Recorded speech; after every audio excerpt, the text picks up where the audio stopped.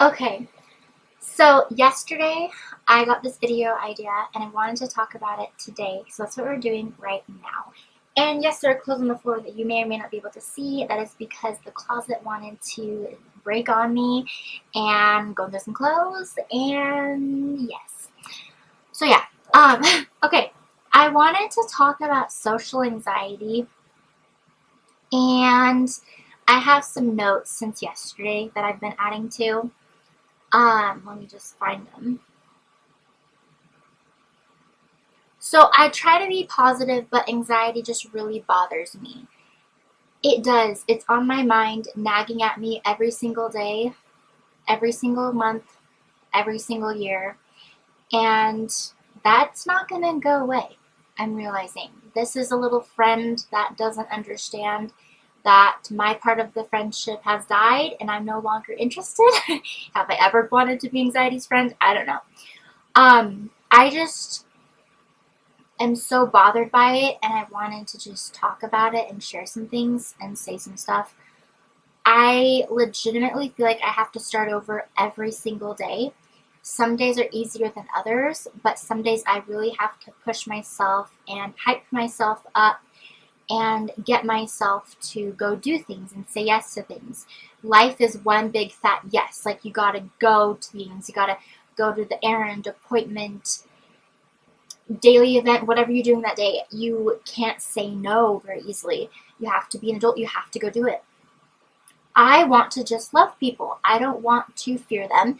And I started this thing a while ago, and I try to do it every day. Whenever I go into a store, I try to walk out knowing that I complimented at least one person. I want to do one compliment everywhere I go. That forces me to talk to strangers and be brave and say something nice and do something kind.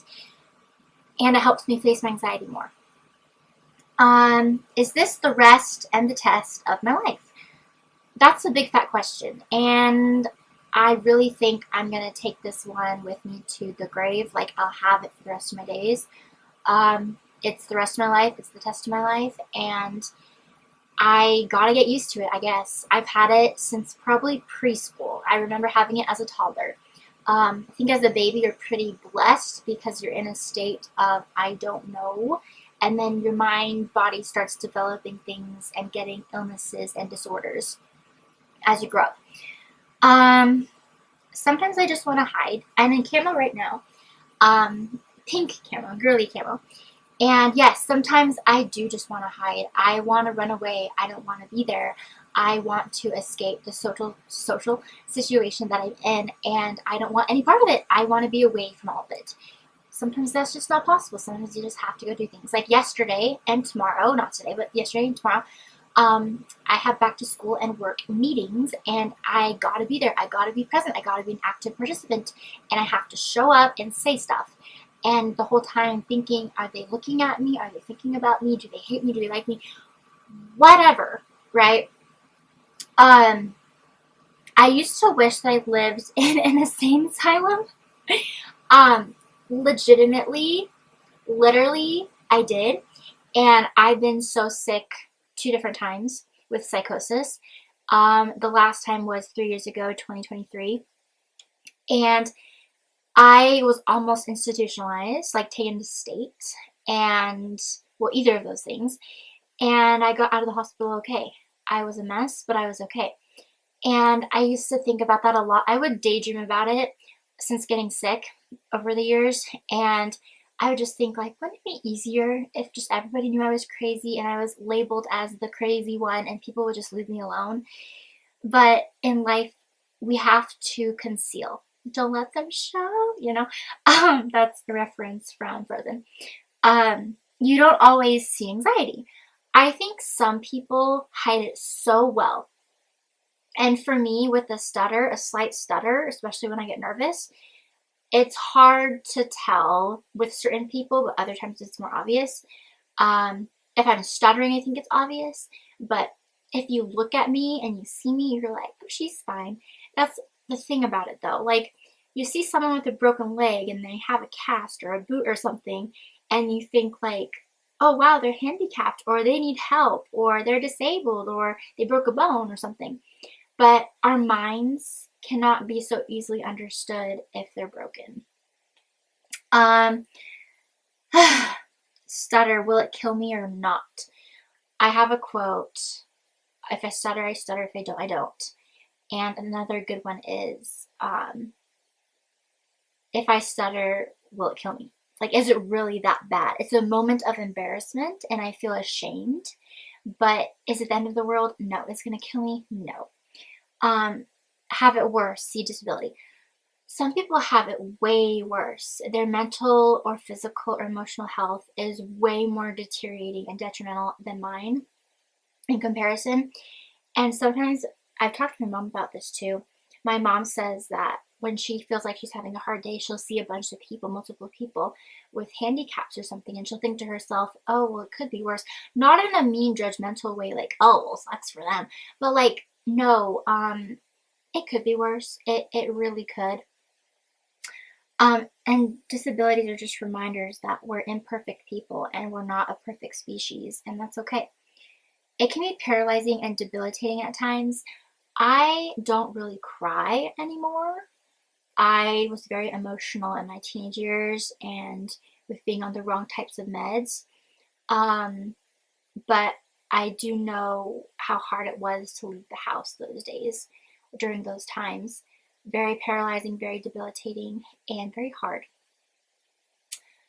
But I mean, you see me now, and I'm okay. I've gotten through the worst of it. I've gotten past it. Struggled with paranoia, yes. So paranoia is a symptom of schizophrenia. It's a symptom of anxiety disorders. I struggle with paranoia, like in groups of people. I try to get in the heads of other people and think what they're thinking about me, when really they could not care less. They probably don't even know who I am. So it's just feeling amplified again, like going to church or the back to school meetings for work or things like that. I'm just feeling very in my own head, but also in their heads, kind of. It is one exhausting illness and often lifelong, but it is very exhausting. Honestly though, all that said, did I say everything? Think so. Um, I will say though, just like how that proverb goes, or whatever it is, it's like a little metaphor or something. Um, you would pick out your trials if you saw everybody's. If they were all available to you and you could pick one, you'd still pick the one that you're familiar with, the one that you've gotten comfortable with, the one that you've lived this earth life along with. Um, that says a lot, and we know what we can handle, we know what we can do. And social anxiety is a part of me, but it's not all of me. And I'm just glad that I can be brave and face it every day and have good support and good people around me. And it's your lifestyle. It's the meds you take, the things you eat, it's the things you do, the people you're with. If you take care of your body and your mental, keep saying but yeah, it's just, it is what it is. And I have a meeting tomorrow that I'm really fretting over, and that's scaring me, but as soon as it's over, I'll be like, yay, and that wasn't so bad, right? And I really hope that's the case. See, I get paranoid. No, I thought that was a ghost. But yeah, it will be okay. One day, one thing, one step at a time. And that's all we can do. And all we can do is enough. All we can do is our best, and that's enough. So, whatever you're going through, whatever is your hard, I hope that you're okay, that you seize the day, and that you know you're bigger than the problem. And I love you lots. This was my rant and ramble. Signing off. Bye!